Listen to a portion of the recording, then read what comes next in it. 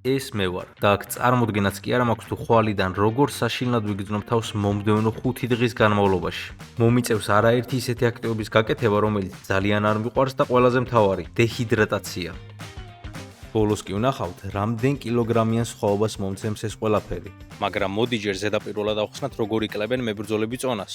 მებრძოლები ხშირად ერთ დღეში 10 კილოგრამზე მეტს იკლებენ, ძირითადად ორგანიზმიდან წყლის გამოდევნით. ამისთვის ისინი წყვეტენ ნახშირწყლების და ნატრიუმის მიღებას. უზომოდ ბევრს ოფლიანობენ და აი მერე კი სულ რამდენიმე საათში დაკარგულ წონას უკან აღიდგენენ. დღეს კი ვნახავთ, როგორ გაუძლებ უწყლობას. გავიღვიძე, მოგესალმებით ჩემი ბაღიდან. ახლა არის დილის 8 საათი. დღეს არის პირველი დღე წონის კლების და პირველი დღე არის საკმაოდ მსუბუქი.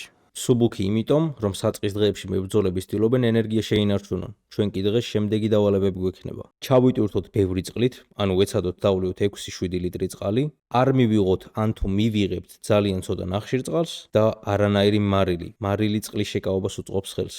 ვიაინდან და რადგანაც მე პროფესიონალი მებრძოლი არ ვარ, რა თქმა უნდა, ზუსტად ისე ვერ დავიკელებ წონას, როგორც ამას პროფესიონალები აკეთებენ. არ მინდა გული გამიჩერდეს, ასე არ ვიწევ. ახლა სასწორზე დავდგები, ნახავ რამდენი ვარ და სწორედ ეს იქნება ჩვენი დღევანდელი ათulis წერტილი. ხო, სასწორზე ნაჩვენები ციფრებით ბოხიბლული ნაღდად არ დავრჩი. 83 და 1 ჩემი. ო, ასე იცი საშვებამ. მოკლედ 83 კილოდან ვიწყებთ. გამოვხიზლდი, გავიღვიძე ნორმალურად. სხვათა შორის დღეს ენერგიაზეც ვარ და კაი ხასიათზეც. თავიდან დავიწყებთ მაქსიმალურად ბევრი წყლის დალევით და ყოველ მომდევნო დღეს უფრო და უფრო ცოტას დავალევ. ასე მებრძოლები ალდოსტერონის დასაქვეითებლად იქცევიან. ალდოსტერონი ჰორმონია, რომელიც წყლის შეკავებაში გვიწყობს ხელს.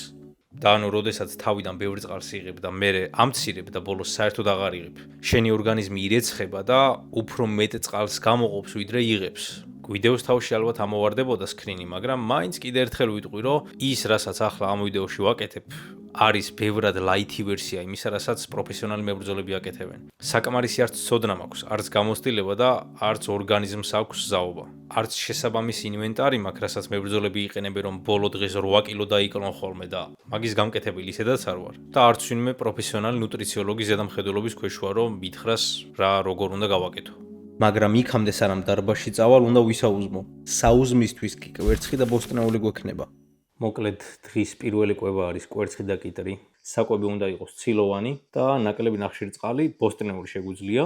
პირველად ვჭამ უმარილო კვერცხს და კიტრს. არც ეს ცუდი არა სხვათა შორის, როგორც მეგონა. მე კი ვჭამ ამ კვერცხს და კიტრს, მაგრამ თავარი ატრიბუტი, რაც სავარაუდოდ მთელი ამ დღეების, უფრო სწორად დღეს და ხვალ, ხელიდან არ უნდა გავაგდო, წყალი. ჭამე და ეხლა ვემზადები, უნდა წავიდე დარბაზში, დღეს მხოლოდ დარბაზში ვარჯიშით შემოვიფარგლებით, გავაკეთებთ კარდიოს, მინიმუმ საათნახევარი, ვეცდები აურიო და სხვადასხვა ტიპის კარდიო გავაკეთო. უნდა ვეცადო, რომ დავლიო მაქსიმალურად ბევრი წყალი, სანამ უშუალოდ ვარჯიშს დავიწყებ, ჩავიცვა რაც შეიძლება ბევრი, რომ მაგრა დამცხეს დარბაზში, ისედაც ცხელა ხოლმე ამ ბოლო დროს. და იმედია კიდე დარბაზი სავსე არ იქნება, იმიტომ რომ დაიწყო შემოდგომა და როგორც ხდება ხოლმე. კარგი, მოგვიწევს ამ პირობებში გადაღება. მოვედით მოკლედ დარბაზში. შიგნით 4 მაიკა მაცვია, ზემოდან 5 ჩავიცვი, რომ მაგრა გავიოფლო და ვიწყებთ გახურებით. კიდურების ცოტაოდენი გახურების შემდეგ გადავწყვეტე, რომ მთლიანი სხეული კიდევ ლახტით გამეხურებინა, მაგრამ აქ ერთი პრობლემა წარმოიშვა. ლახტებზე ხტუნაობა არ ვიცი. ხო და დროა რომ ვისწავლოთ. მიუხედავად იმისა, რომ ხტუნვა მართლა არ ვიცოდი, მოსვლამდე რამდენიმე ტუთორიალი ვნახე, რომელმაც თურმე გაჭრა, მაგრამ ჩემს ოპერატორს ეს არ ესიამოვნა. ის და ხალხი აერონად უნდა იყოს. ეგ პინტარასტული ფერი ამით გააგრძელე. აგე, მამაკაცურია. მე დარწმუნებული ვარ, ამაზე ბევრი ფეხი შეუწირავს. უკვე მაგრა გაუფრიათ. რა თქმა უნდა, მხოლოდ ხტუნვა საკამარისი არ იყო, ამიტომ მივამატე სხვადასხვა კარდიო და სხეულის წონით ვარჯიშები. ბოლოს გრუშასთან მუშაობა გადავწყვიტე, ამან კიდევ ოფლის გამოდენაში ძალიან დიდი დახმარება გამიძია. საკმა. წეგან ხო არ იყო მუსიკები, წეგან არ იყო მუსიკები, სანამ გრუშას ურტყავდი. მოკლედ ახლა გავალ და სარბენბილიგზე გავაგრძელებ სირბილს და ცოტა შეიძლება კიდევ ველოსიპედი გავაკეთო. ძუნძურმა ტერეფები მართლა მაგრად მადგინა. საღამოს კიდევ 9 საათის სეირნობით დავკავდი და მალევე გავითიშე. დადგა მეორე დღე, გათენდა. ეხლა არის დილის 9 საათი, არც კი. და პირველი დღისგან განსხვავებით დღეს პირდაპირ ვიწყებ კარდიოთი და სად უნდა გააკეთო აი კარდიო დილით, თუ არა ლისის ტბაზე. გუშინდელი დღისგან განსხვავებით დღეს წყლის რაოდენობა უნდა შემცირდეს. გუშინდავლე დაახლოებით 6 ლიტრამდე წყალი, შეიძლება ცოტა მეტიც. და დღეს ჩამოყვავს 3.5 ლიტრიდან 4 litrამდე უნდა დავლიო. საკვების ხრივ დიდად არაფერი არ იცვლება, მარილს ისევ არ მივიღებ დიდი ალბათობით ისევ კვერცხს და ქათამს. აქ ვლაპარაკობ, რომ საღამოს კიდევ რაღაც აქტივობები დავკავდები და მესამე დღეც კიდევ უფრო ენერგიული მექნება, მაგრამ აქ არ ვიცი რომ მე ძალიან დიდ შეცდომას დავუშვებ, რომელზეც მოგვიანებით გეტყვით. გუშინ მეძინა დაახლოებით 8 საათი. Просто ცუდად მეძინა კონდიციონერი ჩართული დამრჩა მე მგონი გავცივდი და პლუს მაგას კისერი მედო ცუდად და მაგრად მტკივა ეს მხარე, მარცხენა მხარე და მოკლედ სანამ სირბილს დავიწყებ 9 ლიტრი წყალი უკვე დავლიე და ეს 3 ლიტრი დღის მანძილზე უნდა გადავანაწილო, იმიტომ რომ ერთიანად რო დავლიო რომელიმე დღის მონაკვეთში. მე დარწმუნებული ვარ, ღამე მაგალითად ძილის წინ ძალიან მომწყურდება და წყალი ისედაც ძალიან მიყვარს, ამიტომ ეგ არ ვაწყობს. გახურების შემდეგ სირბილი მართლა სასიამოვნო იყო, მაგრამ ეს იქამდე სანამ ტერფები ძალიან არ ამტკივდებოდა. ამიტომ ბოლოს უბრალოდ სწრაფ სიარულზე გადავედი. ხო, გზაში ძალიანაც მინდოდა სავარაუდოდ საუკეთესო ყავა თბილისის დაგემოვნება, მაგრამ არ შეიძლებოდა. მოკლედ, შემოვარტყით ტბას 3 წრე. მესამე წრე მთლიანად სიარული იყო, სწრაფი სიარული, მაგრამ ცოტა ხანი მზე იყო გამოსული, კარგად გავუფლიანდი. პრობლემა ისაა, რომ მომწყურდა, თან მაგრად. მოკლედ ვაგრძელებთ გლიკოგენის ბოლომდე შემცირებას ორგანიზმში, რომ გამოიყოს მხოლოდ ის წყალი მერე, რომელიც წონას დამაკლებინებს. კოლაზე რო კი მინდა თან მაგრად, მაგრამ ნებისმიერი სასმელი, რომელსაც შეიძლება რომ ან მარილი ჰქონდეს, ან რაღაც დამატკბობელი, არანაირად არ შეიძლება. ამ დღეებს მხოლოდ და მხოლოდ წყლის დალევაში გავატარებ და ბოლოს წყალსაც აღარ დავლებ. ასე რომ სხვადასხვა ცოტა მოვითენთე და დაღლილი ვარ. ამიტომ წავალ სახლში და ვისაუზმებ ქათმით.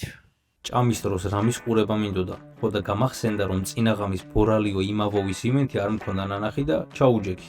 აი რაც შემეხება მე, დაჭმელმა მაგრად მომთენთა და ამის გამო თითქმის მთელი დღე უენერგიოთ ვიჯექი.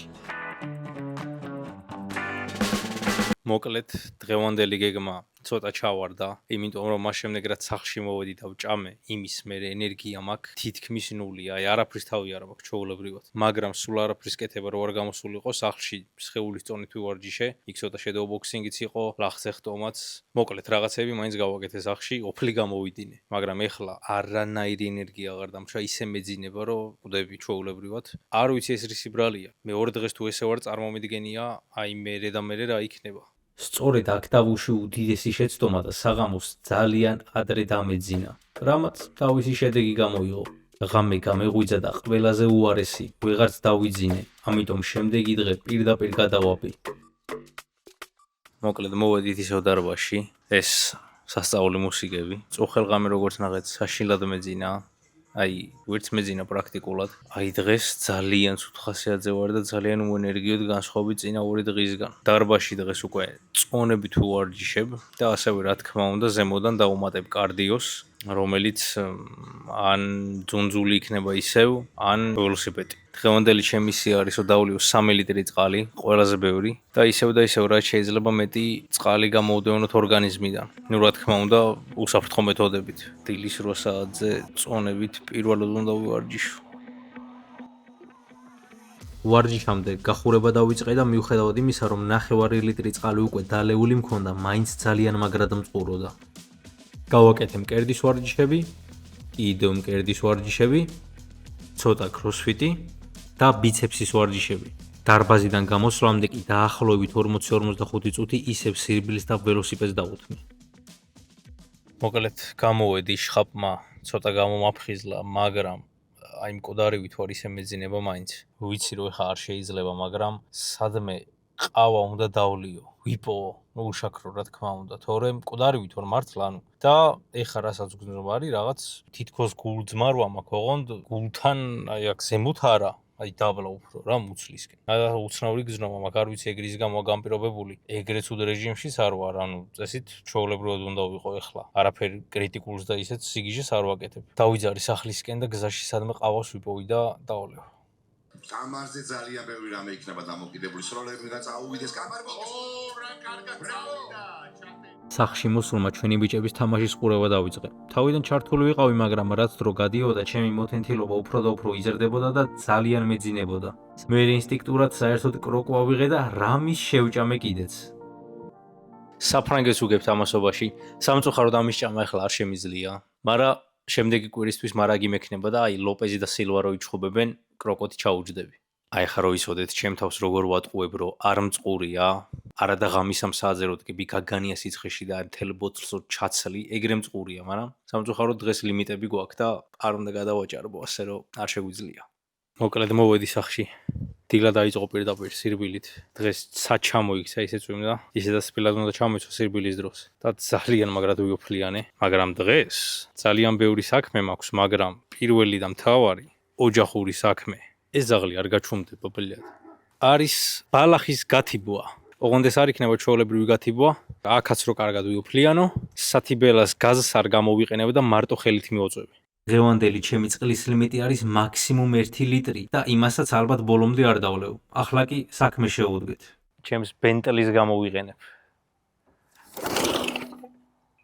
ცოტაოდენი ჯაჯგურის და პატარა ჩეთეროვების ხარჯზე, როგორც იქნა, მანქანა დავქოქე.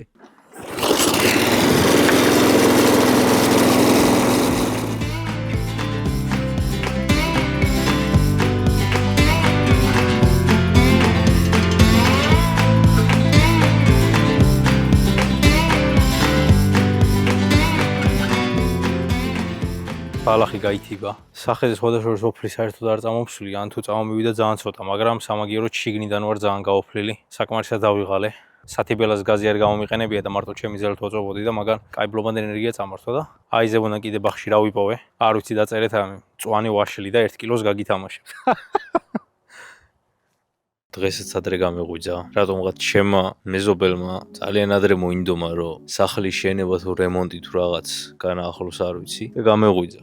დღეს არის კატასტროფული დღე, იმიტომ რომ გუშინ საღამოს მერე წყალი არ დამილევია. დღეს მხოლოდ უნდა დავლიო 9 ლიტრი წყალი შუა დღემდე. დღეს 2 ასე თუ ისე მაგარი საშუალებით ვეცდები ბოლომდე გამოვიწურო და შემდეგ სახლში წავიდე რომ ვნახო რამდენი კილოგრამი მოვიკელი საბოლოოდ.